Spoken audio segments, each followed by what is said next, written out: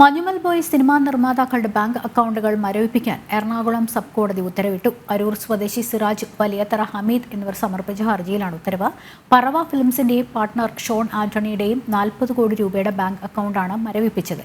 7 കോടി മുതൽമുടക്കിന് 40% ലാഭവിഹിതം വാഗ്ദാനം ചെയ്ത് പിന്നീട് കബളിപ്പിച്ചുവെന്നാണ് പരാതി.